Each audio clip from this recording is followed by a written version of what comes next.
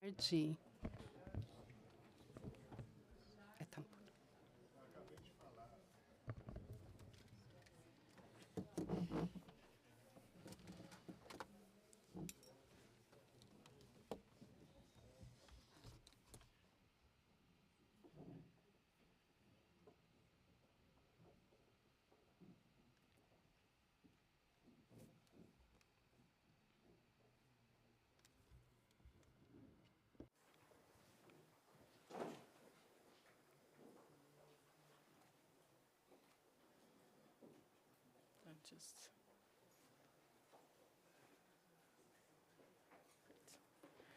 Good afternoon.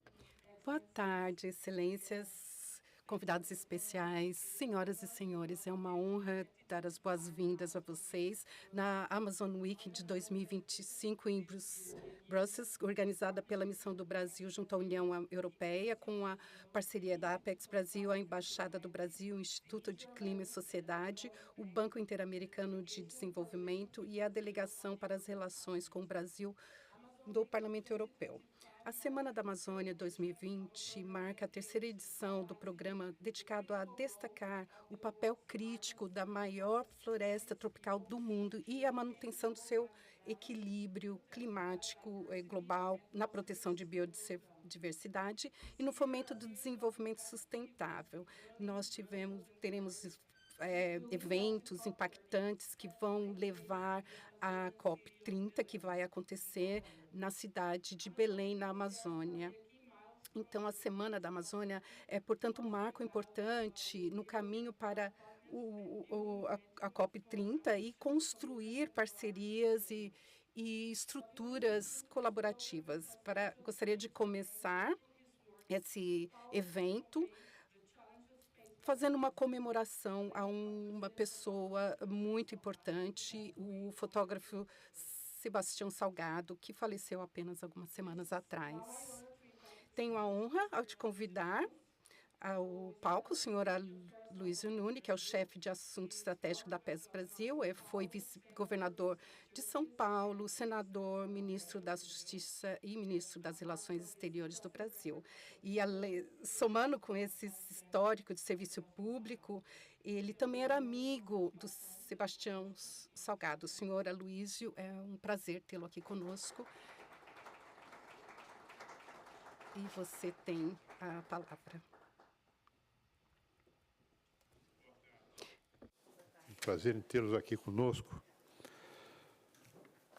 nesta sessão bruxeloise da Semana da Amazônia, que, como você explicou, se enrola em Paris, em Berlim e aqui em Bruxelas. É para mim um enorme prazer estar aqui com vocês. Já participei no ano passado. É uma atividade que a Apex desenvolve em parceria estreita com a nossa representação diplomática aqui, com a nossa missão, sempre com o apoio do embaixador, dos dois embaixadores aqui presentes. E desta vez contaremos também, como contamos no ano passado, com a parceria do Banco Interamericano de Desenvolvimento, do BID, e do Instituto Paulo Martins. Essa foto do Sebastião Salgado, ao lado de uma das suas mais icônicas fotografias, Índios da Amazônia, estava no Palácio do Itamaraty. Depois de um tempo em que ela foi retirada, agora vai voltar para o Palácio do Itamaraty. O Sebastião morreu há 15 dias atrás. Ele contraiu malária ao longo de tantas e tantas viagens que fez para testemunhar os seres humanos. Essa era a paixão do Sebastião Salgado. A exaltação da dignidade irrenunciável e intrínseca do ser humano. Inclusive o ser humano vivendo em condições as mais adversas, como no genocídio de Ruanda, que ele fotografou, a fome na Etiópia, seres humanos trabalhando empilhados no meio da lama, na Serra Pelada, na busca um sonho fugaz do ouro. E Sebastião testemunhou, ao exaltar a humanidade, a luta dos nossos indígenas, povos originários, como se diz hoje, que é a luta para manter a sua integridade física, o seu território, a sua cultura, que têm sido constantemente ameaçados desde a chegada dos portugueses no que veio a ser depois o Brasil.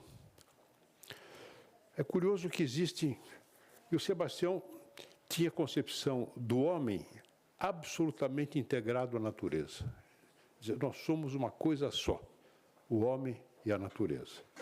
E os principais, digamos, zeladores dessa integridade na Amazônia, além dos indígenas, os povos originários, são as pessoas que vivem da biodiversidade na Amazônia. São milhões de brasileiros, muitos deles descendentes de nordestinos que saíram fugindo da seca do Ceará e foram para a Amazônia na época do primeiro boom da borracha, no final do século XIX. Seus descendentes ainda estão por lá.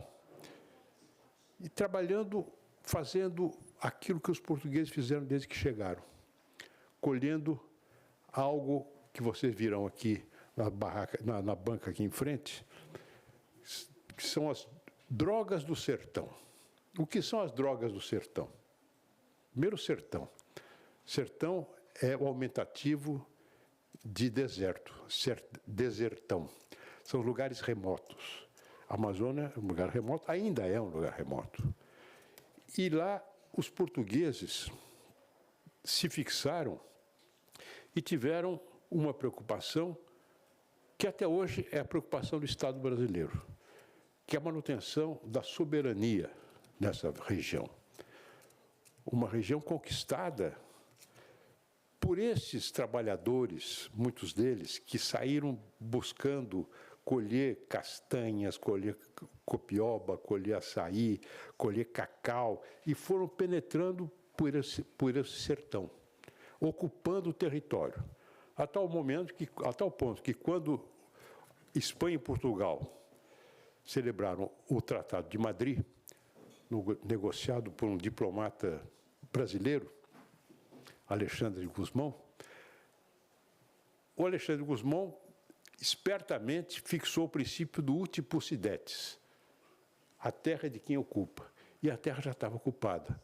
Ocupada exatamente por esses, eu diria brasileiros, sim, brasileiros, que foram buscar as drogas do sertão, que, segundo a carta do procurador do Estado do Grão-Pará e do Maranhão, dirigida ao rei Dom João V, eram as joias mais preciosas da coroa de Vossa Excelência. Então, os portugueses tinham essa preocupação e nós também temos. O Brasil sempre primou por isso. Aquilo é nosso. Muda regime, entra regime, sai império, entra república, vem democracia, vem ditadura. Aquilo é brasileiro e temos, inclusive, muitos brasileiros que trabalham lá em agências governamentais, as Forças Armadas, em outras agências, para manter a soberania do Estado brasileiro. As drogas do sertão continuam sendo procuradas. Vocês vão encontrar aqui algumas delas, que foram trazidas pelo colaborador da Apex, que dirige o nosso escritório em Belém do Pará. Trouxe uma mala que não foi essa que explodiu aí, não. É uma mala que tem coisas muito gostosas que vocês vão experimentar. Mas o curioso é que a Amazônia, ela muda de significado, apesar da permanência no tempo. Continua sendo a área em que a nossa soberania é irrenunciável. Mas, hoje, a Amazônia é percebida por nós e pelo mundo pela contribuição absolutamente incontornável das suas florestas na luta contra o aquecimento global e pelas mudanças do clima. Então, ela passa a ser valorizada por esse aspecto, o aspecto das suas árvores, as árvores que o Sebastião fotografou lindamente, vocês vão ver isso, quem puder ir até a sua exposição. São árvores a perder de vista. E em cima das árvores, um vapor d'água que forma uma espécie de um rio, rios aéreos. Não é? Mas, eu dizia, esta floresta, hoje ela é valorizada pela contribuição que ela pode dar para a humanidade, sendo brasileira. É um ativo brasileiro na contribuição para a luta da humanidade contra o aquecimento global. As drogas do sertão continuam sendo procuradas. Mas hoje as drogas do sertão, a atividade extrativista, a utilização dos produtos da bioeconomia, da sociobioeconomia da Amazônia, são vistas, essa atividade é vista hoje como um antídoto ou uma vacina contra o desmatamento. Manter a árvore de pé. A riqueza da Amazônia são as árvores que estão de pé. A riqueza para o mundo, para o clima, mas também para aqueles que vivem lá e riqueza para o Brasil. Porque são produtos que cada vez mais têm ingresso no mercado internacional. E, aliás, esse é um dos temas que nós vamos tratar aqui nesse simpósio. Né? Produtos que são valorizados pelos consumidores europeus, estão falando da Europa, mas que enfrentam barreiras para o seu ingresso, ou, se não enfrentam barreiras, encontram dificuldades regulatórias que é preciso esclarecer, né? Mas são produtos que hoje estão conectados no mercado mundial. Então, esse é outro tema para ser tratado aqui. A biodiversidade como um fator de desenvolvimento econômico, desenvolvimento social. E aí é uma luta também na cabeça das pessoas, uma mudança na cabeça das pessoas, na cabeça dos brasileiros. A ideia de que a biodiversidade era um obstáculo ao desenvolvimento econômico foi muito presente em muitas ações do governo brasileiro, dos governos brasileiros. Hoje, o governo do presidente Lula reconstituiu o organismo de defesa da floresta, da salvaguarda dos interesses da vida dos povos indígenas, que haviam sido desmontados no governo anterior. Mas são produtos que se conectam ao mercado mundial e, portanto, são produtos que podem gerar renda, gerar prosperidade para aquelas pessoas que enfrentam enormes dificuldades para colher látex, por exemplo. Eu sou produtor de látex em São Paulo. Eu tenho uma fazenda que produz látex. O látex da Amazônia, na floresta nativa, é mais produtivo do que o látex produzido no meu seringal em São Paulo. É o dobro da produtividade. Com 2 litros de látex, você produz 1 quilo de borracha, da borracha natural, da borracha da floresta. Ao passo que no meu seringal, eu preciso de 4 litros de látex para produzir o mesmo quilo de borracha. Mas as dificuldades, então, é mais produtivo, custa mais caro, tem um preço melhor e precisa ser um preço melhor. Porque o trabalho do seringueiro que vai na mata colher é incomparavelmente mais difícil, mais árduo do que aquele trabalhador que trabalha na minha fazenda no estado de São Paulo e que vai para o meu seringal de van, às vezes de motocicleta. Bem, eu estou dizendo isso, meus amigos, porque a ideia de que a sustentabilidade é um fator de desenvolvimento e não um impedimento, esta ideia é a ideia que luta para se afirmar. Não só no Brasil, aliás, no mundo inteiro.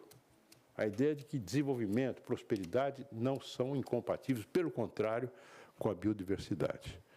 No Brasil existe uma luta. Aquele exemplo, o exemplo mais recente, foi de como essa ideia de que a biodiversidade é incompatível com o desenvolvimento, o exemplo mais recente, manifestação mais recente disso, foi esta agressão selvagem, cafajeste, que a ministra Marina Silva sofreu no Senado. Então, essa ideia permanece.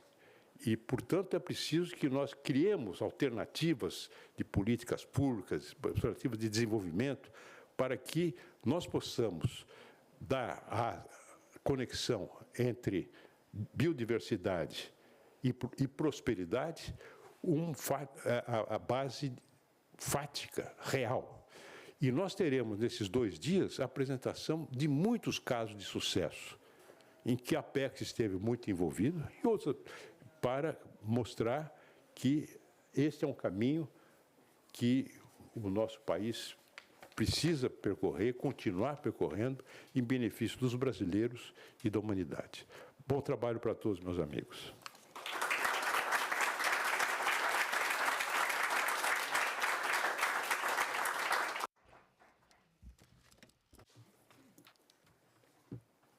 Thank you, Mr. Aloysio Nunes, for... Muito obrigada, ministro Aloysio Nunes, pelas suas palavras. Eu serei rápida pelo pouco tempo que temos. Vamos começar agora nosso primeiro painel, chamado Mudanças Climáticas, Florestas e Bioeconomia Amazônica, os desafios para a COP30. Eu gostaria de convidar a senhora Thais Ferraz, como a nossa moderadora, diretora programática do ICS, Patrícia Cota, da Imaflora, professor Salo Kolovski, da Universidade de Nova York e do projeto Amazônia 2030, senhora Kátia Torres Ribeiro, da ICMBio, e senhora Agatha Kostkova, chefe adjunta da Unidade de Economia Circular, Produção e Consumo Sustentáveis do DGENV.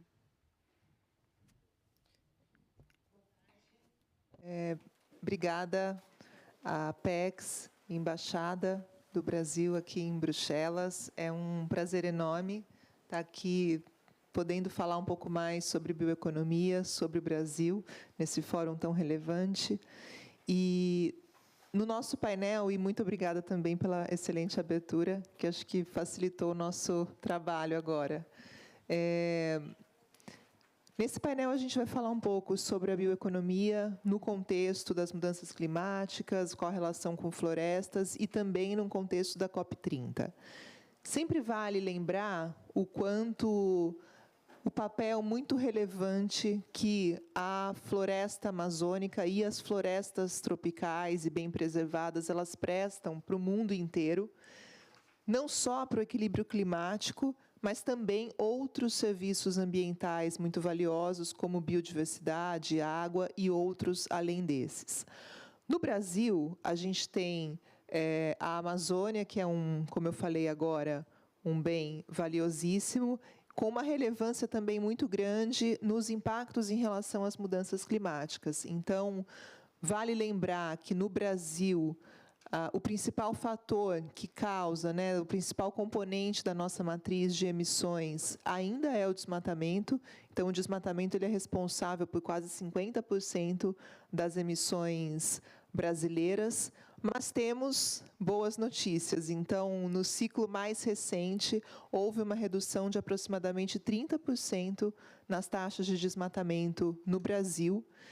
Isso pode ser atribuído à fiscalização, que, sem dúvida, houve um grande avanço, mas eu acho que também é muito importante que a gente discuta alternativas econômicas para as pessoas que vivem na floresta, para que a gente consiga ter ferramentas além de comando e controle, ferramentas que realmente possam promover esse modelo de desenvolvimento que é alinhado com a natureza e com as mudanças climáticas que nós almejamos tanto. E aí é nesse contexto que entra a bioeconomia como uma dessas alternativas. A gente sabe que a bioeconomia não é a solução para tudo, mas é uma solução muito importante, principalmente para as populações que vivem na Amazônia. E tudo isso agora no contexto da COP, que vai acontecer na Amazônia e que é a COP da implementação. Então, acho que mais do que nunca, a gente pode e deve mostrar para o mundo os grandes exemplos práticos, concretos, que a gente já tem no nosso país e que precisam ser escalados, precisam ser melhorados e que podem e que a gente quer muito que eles também sejam replicados. E é nesse contexto que eu vou começar aqui a ouvir os nossos palestrantes. Eu vou começar com a Kátia, que é a diretora do ICMBio, que é um órgão no Brasil que também faz gestão de várias unidades de conservação. Ela vai poder explicar um pouco mais para a gente, na visão do ICMBio, esse nexo floresta-bioeconomia.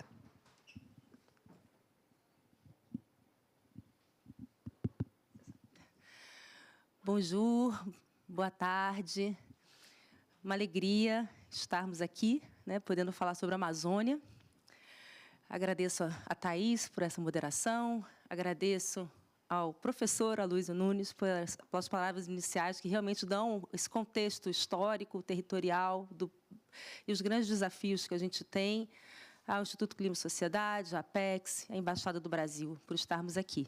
Bom, eu trabalho, né, há muitos anos no Instituto Chico Mendes de Conservação da Biodiversidade, e que é a instituição federal do Brasil que lida com as unidades de conservação, né? Um nome muito brasileiro, unidades de conservação, mas são os parques e reservas que, ao lado das terras indígenas e terras quilombolas, representam o conjunto das áreas protegidas e que, na Amazônia, é uma grande proporção do território, né?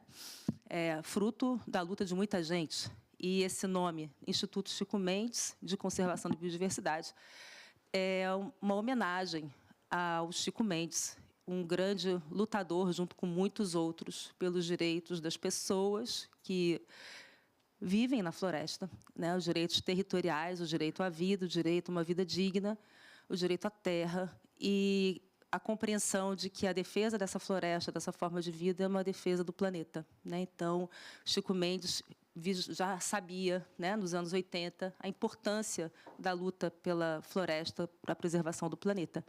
E a gente traz um pouquinho de arte, né, para poder conectar a gente às dimensões amazônicas. É tão difícil, trouxe um pouquinho do Sebastião Salgado também, porque é difícil demais a gente conceber o que é a Amazônia sem ir. Né? É muito grande, é muito extenso, é muito bonito, a tal ponto que chega a ser um pouco melancólico também. É introspectiva a Amazônia, né? Ela nos traz para dentro. É uma ideia que a gente não tem muitas vezes, porque é muito grande, né? E a gente fica humilde, a gente fica pequenininho na hora que a gente conhece, né? E aí a próxima foto é do espaço. Eu não consigo passar. É o Rio Amazonas, mostrando essa relação com a umidade, com a chuva, né, que o Aloysio trouxe para nós. E que é fundamental para a economia, para a agricultura em geral do país, né? O Brasil é um país, em grande parte, baseado com a economia baseada na agricultura, que depende diretamente dessa chuva, né? Desses rios voadores, também já mencionados, e que são totalmente dependentes da floresta. Se não tiver floresta, não tem as nuvens e não tem a umidade, né? Mas, além disso, é uma floresta extremamente diversa, né? Então, a gente pensa, o que são... Já imaginou um lugar que tem 3.000 espécies de peixes, né? E o que é desenvolver uma economia que promove essa diversidade tão grande? Se toda a nossa lógica econômica vai para simplificação, padronização, homogeneização, né? Então, a gente tem um desafio enorme de reverter. Pode passar. Então, esse é um mapa bastante conhecido, Merci. Bastante conhecido, né? Assim, é um cantinho da Amazônia. Então, a gente sabe do desmatamento, em vermelho são as pressões de desmatamento, né? A gente sabe disso, são os números que são divulgados. Mas, extremamente importante a gente ver e valorizar o que também é a solução, né? O que também é o que traz a proteção. Então, essas outras áreas que estão identificadas em várias cores são as áreas protegidas, vários tipos. Então, tem terras indígenas, parques e essas reservas, que a gente chama de reservas extrativistas, que também em espanhol e inglês não é um nome muito bom, né? Mas que são justamente áreas de produção sustentável, que são, em especial, garantia territorial para essas pessoas, né? São formas de garantia da terra e em que o que a gente... Vou passar essa aqui. O que a gente tem é o manejo coletivo, né? E esse manejo coletivo do território, que também é muito difícil da gente compreender, que são tecnologias sociais muito sofisticadas, né? É o que permite que larguíssimas extensões sejam conservadas e, às vezes, com apoio de algumas cadeias produtivas que alcançam o mercado, né? Mas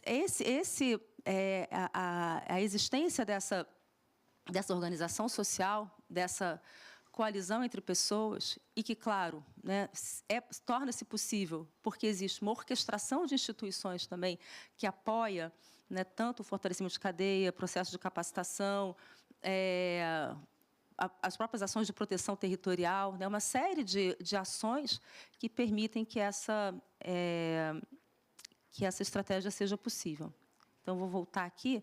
Por outro lado, né, são áreas também severamente afetadas pelas mudanças climáticas. Esse mapa é da intensidade da seca nessa mesma região, e algumas dessas comunidades ficaram isoladas por meses, né? E o que a gente vê, e quando a gente vê os planos de resposta às mudanças do clima, claro que essas áreas são a principal resposta, né? Mas é fundamental que as pessoas que vivem nessas áreas tenham condições de ali continuar. E, para isso, uma questão fundamental é a gente pensar numa economia que seja, claro, que alcance os vários mercados, que seja viável, que tenha lastro, que tenha sustentação econômica, mas ela precisa ser diversificada. Se a gente pensa em segurança alimentar, segurança econômica, a gente precisa da diversidade. Uma diversidade de mercados, local, regional, vários, né? E, ao mesmo tempo, a gente precisa de mecanismos que reconheçam a prestação dos serviços ambientais. A gente precisa de mecanismos de comércio justo, né? Precisa entender que essas economias elas são profundamente subfinanciadas em comparação com a economia convencional. Porque a economia convencional conta com toda a nossa forma de pensar, né, que está nas universidades, está na estrutura logística. Então, às vezes, existe uma expectativa de que essas economias elas sejam autossustentáveis, né, quando nada o é. Né? Quando a gente tem vários sistemas de financiamento, com subsídios, com seguros, né, para as grandes commodities, e essas economias não têm. Então, a gente precisa... perante as mudanças climáticas, isso se torna mais grave, mais crítico. Então, eu queria terminar dizendo que, se a gente consegue mudar a nossa forma de pensar, nós, em vez de ficarmos nesse lugar de lamento, né, a gente pode ter uma grande excitação intelectual de pensar que a gente tem oportunidades imensas de inovação. Né? Se as nossas universidades, instituições de financeiras, instituições de indústria, né, de promoção, de extensão, mudam a forma de pensar, a gente enxerga nessa diversidade de pessoas, de culturas, de desafios, oportunidades reais de inovação e de criação, né? De inovação tecnológica, financeira, social, enfim, e da relação entre nós. E aí a gente pode ser capaz de enxergar nessas comunidades uma sofisticação incrível cultural também, né? E o que trazem para nós todos de formas de estar no mundo que são mais promissoras para nós como sociedade. Grata.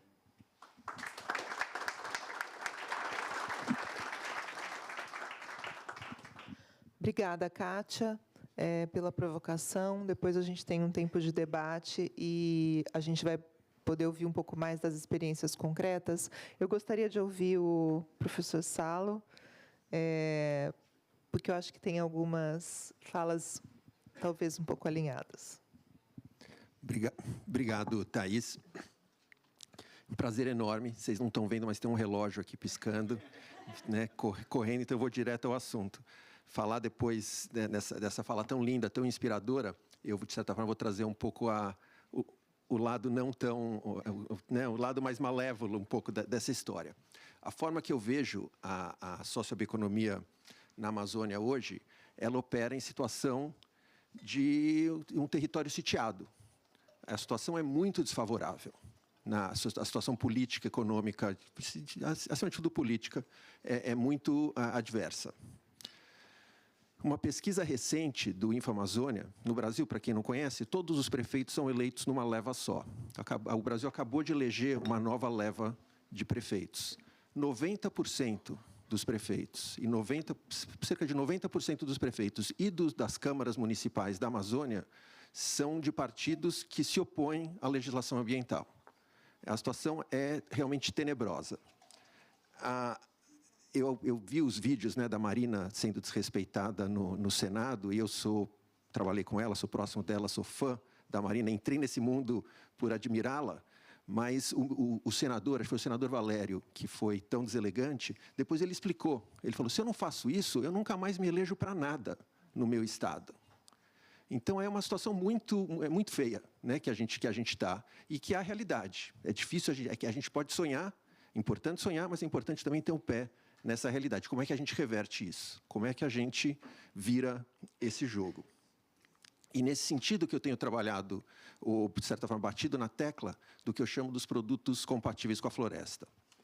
É uma definição mais ampla do que os produtos extrativos, mais ampla do que costuma ser apenas a ênfase da sociobio. É uma ênfase, um aspecto, um ângulo econômico um pouco mais abrangente. Eu considero como compatível com a floresta todos os produtos que podem agir como vetores da conservação ambiental, da restauração florestal, da recuperação de áreas degradadas, a criação de empregos, de bons empregos, e a geração de renda para as comunidades tradicionais.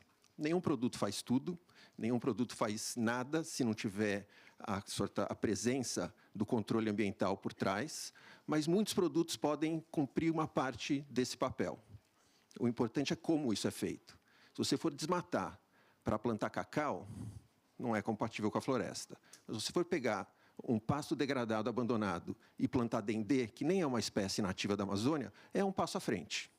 Já não é um grande passo, mas eu vejo como avanço. E, dada a situação da Amazônia hoje, a gente não pode deixar de celebrar ou de perseguir qualquer tipo de avanço. Nesse sentido, e o potencial desses produtos é muito grande, é realmente muito maior do que muita gente imagina. Quando a gente pensa só ninguém tem esses números muito bem organizados, é difícil de ter esses números, mas quando a gente pensa nas empresas ou nos produtos que são celebrados como produtos da Amazônia, né, os produtos que a Natura, a Wikibold, a Osklen, a Veja, que faz aqueles tênis que estão super na moda, quando junta todos os produtos que eles compram na Amazônia, está cerca de 50 milhões de dólares, uma estimativa aí de 50 milhões. É excelente, eles são líderes, eles criam mercados, né, moldam o consumidor e por aí vai. Mas esses 50 milhões é pequenininho, é pouca coisa. O mercado brasileiro, só da produção de produtos, espécies perenes, típicas de região tropical, está falando aí cerca de 8 bilhões de dólares por ano. A gente está falando especialmente de banana, açaí, café robusta, que não é o café arábica de Minas Gerais, é o café de áreas baixas e quentes, e açaí, cacau. Falei cacau? Então é banana, cacau, açaí e café. Os 4 carro-chefes aí da produção perene típica de regiões como a região amazônica. 8 bilhões no Brasil, 1/3 da Amazônia. Então, produtos que a Amazônia tem vantagem comparativa evidente, ela perde para o resto do Brasil. Mas o número que é realmente impressionante é quando a gente faz uma análise dos produtos que a Amazônia já exporta, são cerca de 60 produtos, fatura cerca de 300 milhões de dólares por ano exportando, pimenta, açaí, café, dendê, pouquinho de cacau, pouquinho de outras coisas. Aí tem uma lista grande. 60 produtos, 300 milhões. No mercado global, esses 60 produtos que a Amazônia já exporta movimentam 200 bilhões de dólares por ano. Aí é dinheiro de gente grande. 200 bilhões é muito dinheiro. Você divide 300 milhões por 200 bilhões, dá o share da Amazônia. A Amazônia tem 30% das florestas tropicais. O share dela é de 0,17%. 0,2%, se a gente for arredondar. Aí as pessoas repetem, às vezes, o número, né? 2%. Não é 2%, é 0,2%. É zero, mais próximo de zero do que de 2%. É 0%. Essa é a participação da Amazônia no mercado global. Então, tem muito espaço para crescer. Muito espaço para crescer. E a gente estamos trabalhado nisso, mas, de forma geral, historicamente, temos feito um péssimo trabalho. Tanto do lado da oferta, como produzir bem, como produzir com qualidade, com eficiência, com produtividade, como encontrar os bons mercados que valorizam os atributos dos produtos que a gente tem, não só critérios sociais e ambientais, mas os atributos de sabor, de cor, de experiência, de consumo. E esse é um tema que eu tenho trabalhado muito. Mas um tema que eu acho que eu comecei a trabalhar agora, e fiquei contente de vir aqui em Bruxelas para falar disso, né, o coração the heart of the beast here, é a história da demanda. A União Europeia abriu essa porta, deu o pontapé inicial, para separar o joio do trigo. Produto com desmatamento, produto sem desmatamento. Criou uma série de regras, UDR, que está tentando pôr em implantação, com 1 milhão de problemas que todos aqui conhecem. Para ilustrar, né, eu dei esse exemplo ontem lá em Paris. O mercado mundial de combustíveis de aviação é 200 bilhões de dólares por ano. É igual, total, a combustível de aviação, igual dos produtos da floresta, anualmente, 200 bilhões de dólares por ano. O SAF, que é o combustível sustentável da aviação, ninguém sabe o que é SAF. A definição do SAF está sendo debatida. O que vai entrar, se qualificar como SAF? A ideia é de ter 10% de SAF nos próximos anos. Tamanho do mercado do cacau. O Brasil está na luta com os Estados Unidos, com a Europa, com a Índia, para definir as regras. O que vai ser SAF? O uso da terra, quantidade de safras, o tipo de produção, todas as regras que vão definir quem vai levar vantagem nesse mercado. Não estamos na briga do mercado do cacau, do mercado do café, do mercado do dendê. O Brasil está, né, não consigo, é difícil, não vou fingir que é fácil, mas é uma briga que é muito importante e que vai definir o futuro de quem vai ganhar, quem vai perder espaço no mercado global para esses produtos que a Amazônia hoje não produz, hoje não exporta, mas está no seu futuro, está na sua ambição. Então, adoraria ter tempo no final para a gente ter uma conversa, uma discussão de que estratégias seriam viáveis e possíveis para levar essa briga adiante, onde o Brasil se torna líder dos países tropicais para criar regras que beneficiam e valorizam os atributos que a gente tem e a gente gostaria de ter. Obrigado.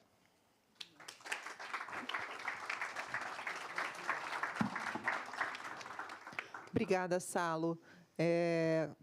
O Salo tocou num ponto, né? Então, de produtos da floresta, sociobioeconomia, e sempre existe uma discussão sobre escala.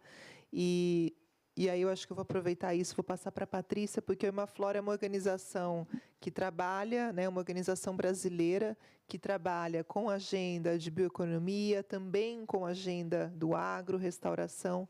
Então, seria muito bom te ouvir agora. Obrigada. Estão ouvindo? Tá bom. Então, obrigada, Apex, aí pelo convite, embaixado, prazer estar aqui com vocês.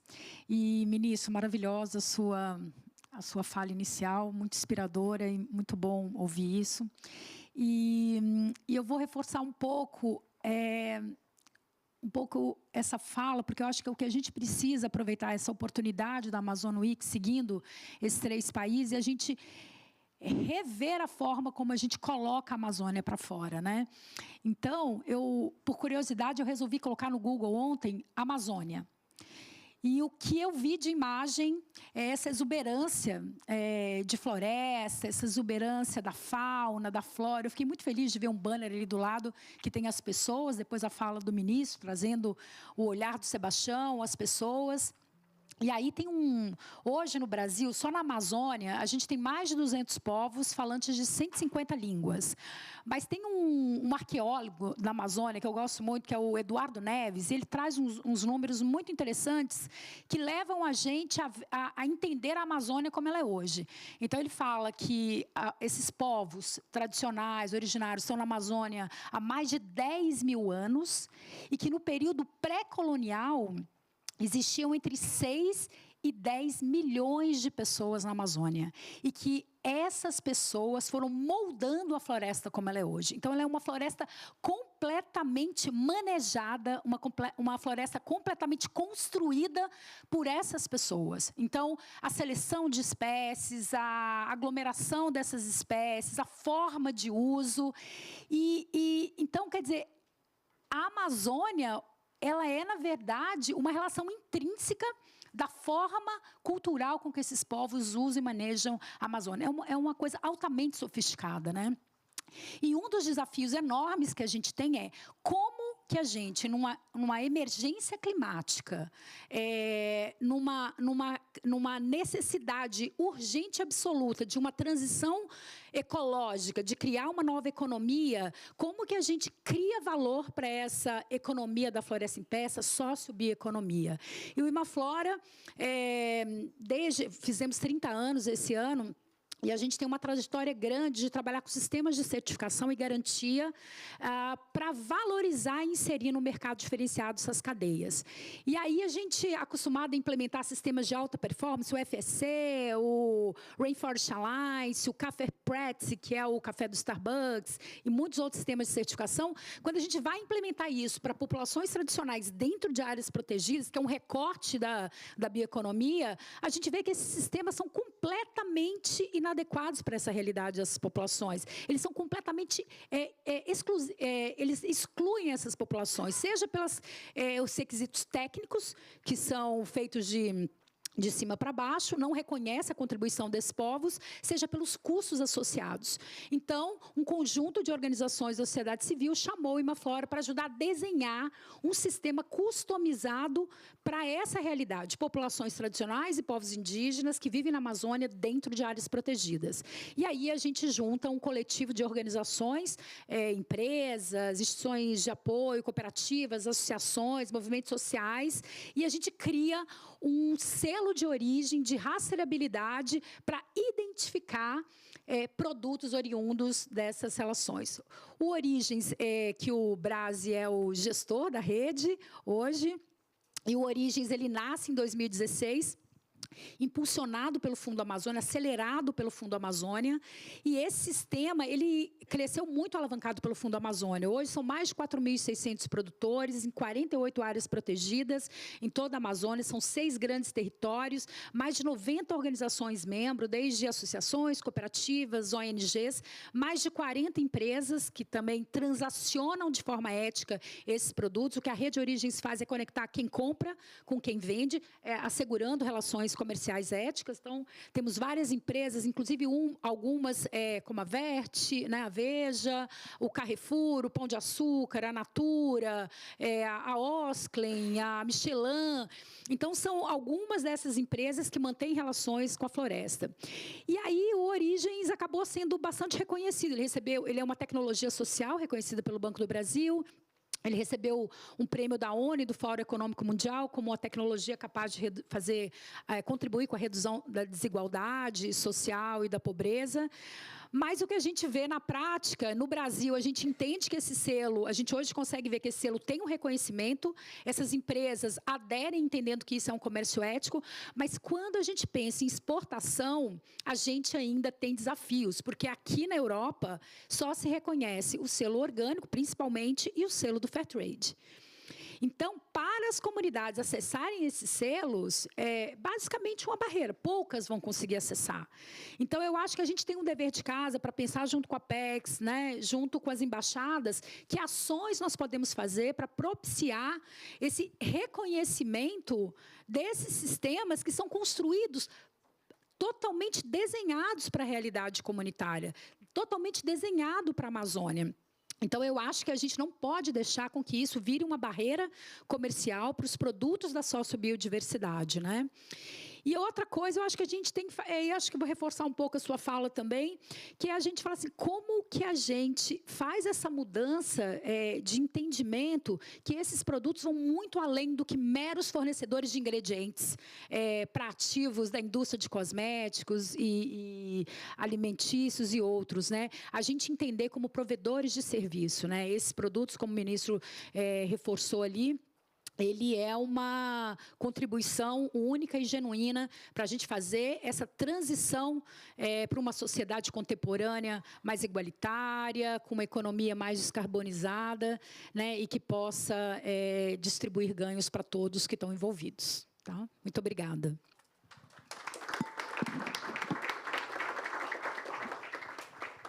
Obrigada, Patrícia. A gente ouviu um pouco, a Patrícia trouxe os desafios, né, de valorizar os produtos, a criação de selos e o quanto ainda existem barreiras para a abertura de mercados, principalmente mercados internacionais. E aí eu queria te ouvir, Ágata, nessa conexão floresta, bioeconomia, mudança climática e também trazendo um pouco desses pontos que foram falados aqui anteriormente, também sobre, né, o Salo também levantou produtos da floresta versus produtos sociobio. Então, obrigada. Thank you very much. First... Muito obrigada. Primeiro, gostaria de dizer que eu estou muito feliz de estar aqui. Eu gostaria de agradecer pelo privilégio e oportunidade de participar da Amazon Week. E esse painel, eu gosto muito, um painel que acontece logo antes da COP30, que vai acontecer na Amazônia, com foco na floresta, e eu vou falar um pouco das florestas e vou falar um pouquinho da bioeconomia. E eu também gostaria de agradecer e parabenizar o Brasil, a missão do Brasil na União Europeia pela Amazon Week, pela organização da Amazon Week. Eu acho que é de suma importância esse tópico. Como parceiro estratégico da União Europeia, já estamos acompanhando e apoiando as políticas do Brasil, especialmente no que diz respeito ao combate ao desmatamento e os objetivos até 2030 e também os esforços de sustentabilidade do Brasil e da Amazônia. Você mencionou os prefeitos eleitos contra os valores ambientais, mas o Amazon Summit, com os governadores, se eu não me engano, eles adotaram a Declaração de Belém, não é? E eu acho que isso deu impulso para uma nova onda de combate ao desmatamento e de apoio aos objetivos sustentáveis e à inclusão social que vem junto com o combate à pobreza, combate à mudança climática e a proteção da biodiversidade. Tudo interconectado com a floresta amazônica. Later on. E com a bioeconomia. Mas depois disso, a Amazônia passou por secas, queimadas extremas e muitos problemas. For different reasons. E por motivos diferentes. A pressão da agricultura, além das queimadas e das secas, acho que temos que focar na proteção contra os incêndios florestais, aspectos esses que provocam o desmatamento, que provocam a perda da biodiversidade também. That's why I believe we need to understand why. Por isso que é preciso entender o que está por trás e por que esses incêndios acontecem, como preservar áreas de extrema importância não apenas para o Brasil, mas, na verdade, para a humanidade. E talvez os senhores saibam que a UE tem vários programas que nos ajudam a entender as causas dos incêndios florestais, com estudos científicos como o nosso programa Amazônia Mais, ou o nosso programa Fire Adapt. São programas que ajudam a entender as causas, nos ajudam a adaptação e o combate aos incêndios, à degradação da floresta, como manejar florestas de maneira sustentável. Então, gostaria de convidar a todos que consultem esses programas, essa caixa de ferramentas colaborativa, que eu diria que nos dá a possibilidade de conectar e cooperar para a proteção da floresta.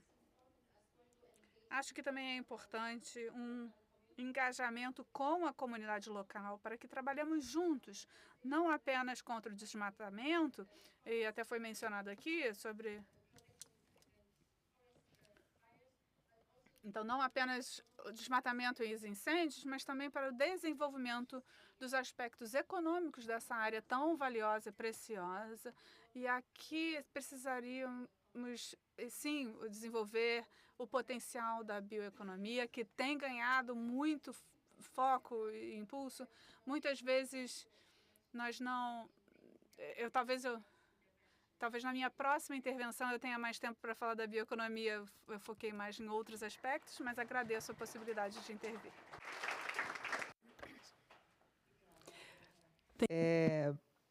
Eu gostaria agora de fazer uma pergunta aqui para a mesa, antes da gente abrir para as perguntas da plateia. Só relembrar um outro dado, né? No início eu falei um pouco sobre os dados de desmatamento, mas tem um outro dado que é muito relevante também, que a Amazônia tem os menores índices de desenvolvimento humano do Brasil. Então, é uma região com um desafio muito grande em relação a desenvolvimento econômico e social, o que nos mostra que ainda não é uma realidade, né, essa economia da floresta. A gente precisa realmente fazer isso acontecer. E aí, quando o Salo traz a provocação entre produtos da Sociobio, o tamanho desse mercado e o tamanho do mercado de produtos da floresta, até comparado com os Sustainable Aviation Fuels, eu gostaria de ouvir um pouquinho a reação de vocês sobre isso e, começando com você, Salo, qual é a escala possível? Porque essa também é uma discussão sempre muito presente na Amazônia. A gente tem áreas com diferentes aptidões, diferentes realidades, mas a questão da escala ela é muito relevante. Obrigado, Thaís. Melhor inglês, melhor português? Tanto faz? Inglês? Okay, so, well, my first answer. Então, a minha primeira resposta, cada região é diferente, e as micro-regiões também. Não tem uma resposta específica para essa pergunta. Esse projeto da Amazônia 2030 tem uma divisão da Amazônia em 5 regiões diferentes, sub-regiões, e uma que já foi desmatada há muito tempo atrás, e tem algumas infraestruturas que foram o mau uso da terra, que levou ao desmatamento. E tem muitos outros pontos que eu discuto também, sobre as frutas tropicais, o cultivo do azeite de dendê e aquelas florestas. Então, eu também falo que não importa o que você faça, vai haver sempre aquele problema por causa do terreno. E depois tem aquelas áreas que eu também discuto, que fala sobre a recuperação das florestas. E tem 80% da população moram nas cidades. E são essas pessoas que têm a responsabilidade para os votos dessas regiões. Isso não significa que eles estão desconectados com as áreas rurais, mas essas pessoas elas também dependem das atividades. Então, por um lado, elas estão completamente separadas, mas ao mesmo tempo conectadas. Então, a estratégia é tentar ter uma articulação, um plano que seja mais físico. Mas eu acredito que tem mais espaço para que possamos agir. Essa seria a minha resposta, só para fazer ficar bem curto. Nessa coisa da escala, né? Então, eu estou fazendo um recorte bem da sociobiodiversidade, que dentro dessa escala que o professor Salo traz, da economia da floresta em pé, né, compatível com a floresta em pé, a gente tem um recorte de produção extrativista de populações tradicionais dentro de áreas protegidas. E ali dentro a gente pode pensar isso em diferentes produtos. Tem produtos que você vai ter, é o caso da borracha extrativista, que ela vai ter um mercado específico, um mercado com agregação de valor, um potencial enorme de ser ampliado, que o Brasil já foi uma potência nessa produção. E a gente tem outros produtos mais premium, né? Mas a gente tem um caso interessante que é a castanha. A castanha... aqui a gente vende muito o mix de castanhas, né? E a gente vê que a contribuição da castanha brasileira é muito pequena nessa composição do mix. Mas talvez essa seja a única castanha que ela vem de floresta em pé. As outras são castanhas plantadas. Então, a gente entender... E isso lá no Brasil, a gente tem uma oferta enorme que a gente não consegue ainda colocar um preço diferenciado para a comercialização dentro do Brasil. A gente tem bons parceiros, compradores, mas não consome todo o volume. Quando a gente tenta exportar, muitas vezes o valor pago aqui, como ele não reconhece esses benefícios socioambientais providos por essas populações, como a gente não consegue que essas populações tenham as certificações, elas não conseguem acessar esse mercado. Eu acho que essa aí é uma ação que a gente pode também pensar em como que a gente tornar, com a reconhecimento de certificações locais, adequadas a essa realidade, que a gente consiga colocar castanha da floresta em pé aqui.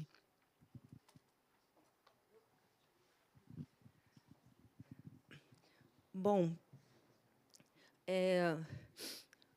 a gente está falando, né, de incêndios e toda uma pressão sobre essas áreas ainda protegidas, né?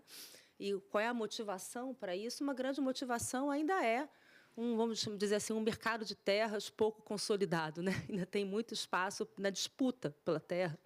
E um trabalho grande de governo é fortalecer os mecanismos tanto de destinação correta das terras, como de controle do financiamento das economias ilegais, né? Então, esse é um trabalho que vem sendo feito, fortalecido, junto com o sistema financeiro também, com controle de informação. Mas boa parte do fogo tem a ver com a abertura de novas áreas mesmo, né? Mas ele vem se agravando também com o ressecamento, com a dessecação da vegetação e áreas que estão se tornando cada vez mais vulneráveis, surpreendendo quem vive ali, né? Que nunca viu alguns tipos de fogo, inclusive em áreas de turfa, né? Áreas que queimam de uma forma que não era conhecida na Amazônia. Então, são novidades que estão muito preocupantes que estão sendo trazidas. Mas, quando a gente pensa nos índices de desenvolvimento humano, né? Claro que é uma dificuldade muito grande de acesso às políticas básicas, né? De saúde, de educação, mesmo acesso à água, à eletricidade, à conectividade, à internet. São distâncias tão grandes que é preciso ter uma outra contabilidade. Os investimentos são altos mesmo, né? Por isso que tem que estar embutido uma outra lógica dessa infraestrutura. Ao mesmo tempo, a gente precisa ter outras métricas de desenvolvimento humano. Quando a gente pergunta para as pessoas, esse foi um levantamento feito em 2013 e 2014, com todas as famílias que viviam nas reservas extrativistas. 95% diziam que gostavam de viver nas reservas extrativistas, né? 95%. O que elas sentem falta de oportunidade para os jovens, né? A oportunidade, não só a oportunidade em si, porque todos os estímulos são para sair dali, né? Seja por conta da educação, seja pelo que chega, né? Então, a economia diversificada, a economia que tem um forte beneficiamento local, que traz várias capacidades de comunicação, de elaboração, de indústria, Tudo isso favorece esse desenvolvimento, essa ampliação de capacidades locais e de envolvimento, né, de viabilidade da vida. Agora, claro, né, que é preciso, como diz a Edel Moraes, né, que é uma liderança também que está no Ministério do Meio Ambiente, primeiro a gente precisa de luz, né? A gente precisa de alguma educação, precisa dos serviços básicos. Mas é fundamental que esses serviços também sejam diferenciados, sejam adequados, que reconheçam a cultura que existe, né? Então, uma saúde que reconheça a saúde que se sabe fazer na floresta, né? Uma educação que reconheça a cultura que existe na floresta. Sistemas de inovação, sistemas de luz, sistemas de água, sistemas que reconhecem, que desenvolvem tecnologias próprias, né? E existem linhas de desenvolvimento para isso também, né? Existem muitas soluções possíveis já testadas e aí também precisam de escala, né? Precisam ser escaladas. Mas além do mercado, né, claro que a gente está falando de uma composição, existem os produtos que vão para o mercado, existem responsabilidades também do país, como as compras governamentais, né, compras governamentais adequadas, enfim, mecanismos que facilitem todo o processo de certificação interno para que seja menos oneroso, que reconheça a diversidade de produtos, enfim, existem ações em todas as linhas que, quando bem orquestrados, resultam numa viabilidade maior também de exportação.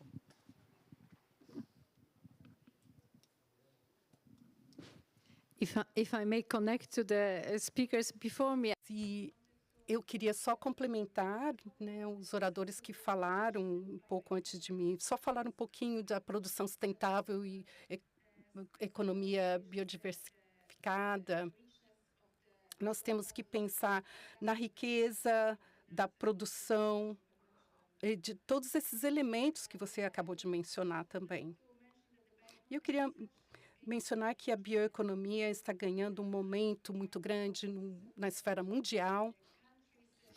Temos muitos países e muitas regiões que estão em trabalhos preparatórios para terem uma estratégia de bioeconomia. Eu acho que tem mais de 50 países que já se implementam uma bioestratégia. Eu sei que na presidência do Brasil, o ano passado do G20, estabeleceu princípios sustentáveis para essa bioeconomia. Então, existe esse momento. Então, e o potencial para essa bioeconomia já existe. Então, agora é estimado que de 4 a 5 trilhões de dólares americanos. Então, existe um potencial muito grande para crescimento, para ter 33 trilhões até 2050 ou 2030.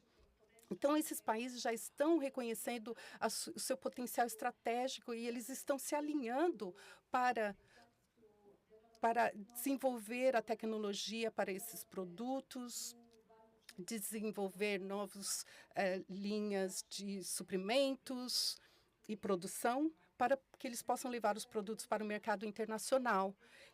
E eu acho que esse aspecto da União Europeia e do Mercosul dentro do acordo já foi reconhecido e existem oportunidades que está trazendo juntos desse potencial enorme do Brasil com os outros países e com os países da região amazônica. E houve, há 3 meses atrás, uma consultoria de vários participantes de como poderia trazer a bioeconomia em países diferentes no mundo inteiro. E nós vimos um potencial muito grande. E nós, aqui na União Europeia, nós já temos a estratégia bioeconômica desde 2012. E agora eu estou aqui porque eu estou liderando na União Europeia, na Comissão Europeia, para os serviços de políticas econômicas, para melhorar as políticas para o nível de União Europeia e adotar essas políticas que depois possamos levar mundialmente. Você já mencionou sobre certificação, o Green Premium. Esse é um problema em todos os lugares, porque os produtos sustentáveis ou produtos bio base, eles não têm o mesmo nível de produtos de combustíveis fósseis ou não. Por enquanto, eles não estão sendo reconhecidos pelos consumidores, que tem uns que querem, se reconhecem, eles têm o poder de pagar, mas eles ainda não têm o poder de entender. E até o fim do ano, nós queremos apoiar os produtores que estão produzindo os materiais bio para que possam ser usados de maneira sustentáveis e que sejam gerenciados através de biomassa, porque nós não queremos destruir o nosso planeta e nós precisamos saber se esse potencial está crescendo, nós temos que saber se está crescendo sustentavelmente. Então, a produção sustentável é muito importante. E o biomassa é uma fonte muito importante para a economia, para usar de uma maneira mais eficiente a biomassa. E para podermos usar um pouco mais eficientemente. E nós temos muitas pesquisas, foi muito bem pesquisado, mas ainda não foi trazido para o mercado. Em termos da Amazônia, mas globalmente também, nós temos a questão de escalabilidade, de trabalhar com as tecnologias e trabalhar com várias cadeias de suprimentos que são diferentes. Como trazer esses produtos para o mercado para que as comunidades locais tenham uma renda alternativa, uma renda para que elas possam depender. Então, é por isso que nós estamos aqui. Thank you, Agatha. A gente vai ter tempo para uma rodada rápida de perguntas e, antes disso, I want to add, you asked about scale. Você falou sobre escalabilidade e como que nós podemos combinar. A Amazônia é muito diversa e isso tem um elo com o que a Patrícia Águeda falou.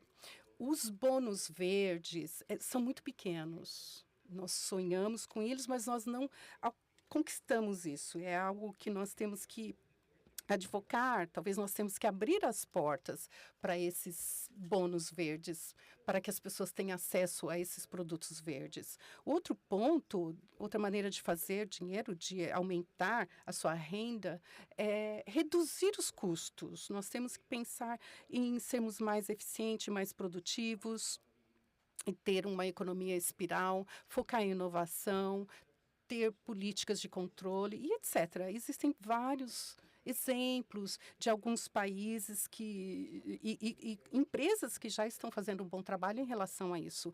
Nós não temos muitos exemplos, mas nós temos vários exemplos no Brasil, mas não muitos na Amazônia.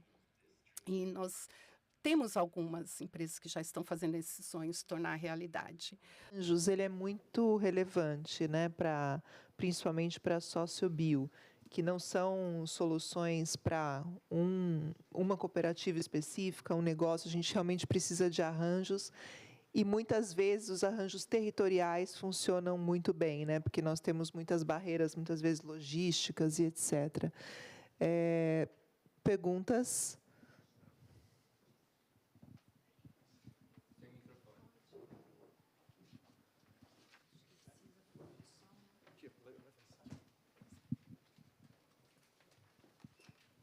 I'm Nicolas Danov from the Bean to Bar Association. Nicolas Danov, da Association do Brasil. Nós estamos falando sobre escalabilidade, mas a Amazônia não está se escalando. O problema da Europa é que nós tentamos esperando resultados que vocês nunca vão conseguir. Então, por causa do mal entendido que existe, do tamanho que é a Amazônia. E um dos resultados, uma das razões pela COP30 vai ser organizada na Amazonas é que para que esses líderes possam entender qual é realmente o tamanho da Amazônia. O consumidor europeu quer preservar a biodiversidade, mas ele não quer participar. Existem vários elementos diferentes. Você estava falando de 300 espécies diferentes e várias espécies de peixes. Aonde que nós vemos eles nas lojas? Por exemplo, a Fundação Ellen MacArthur estava dizendo que 60% dos nossos alimentos está vindo de 4 cultivos, e nós temos que consumir essa biodiversidade, e talvez a solução para ter que se sirva para todo mundo não é a solução. Eu não compartilho a sua positividade em termos da comunidade, da bioeconomia.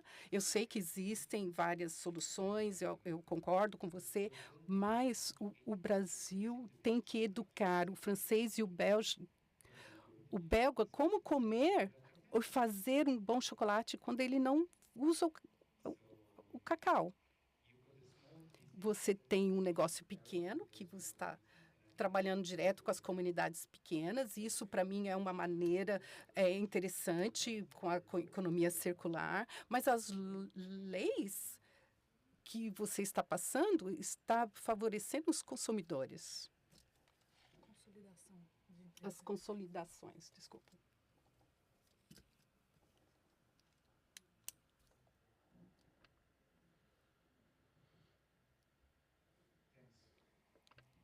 Obrigada.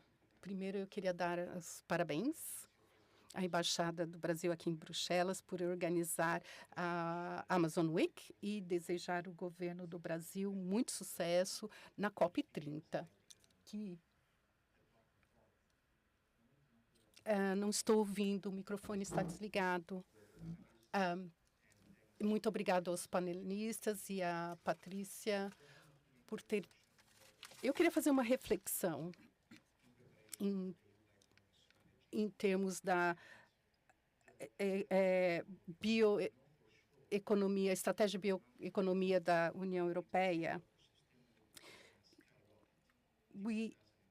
Em 2050, o que nós precisamos fazer, nós sabemos que essa demanda vai aumentar muito para produtos biodiversos. Nós temos que proteger ainda mais as florestas e nós temos que controlar a demanda, a procura e demanda. Então, esse princípio já está sendo considerado pela comunidade europeia, pela Comissão Europeia. E eu quero adicionar que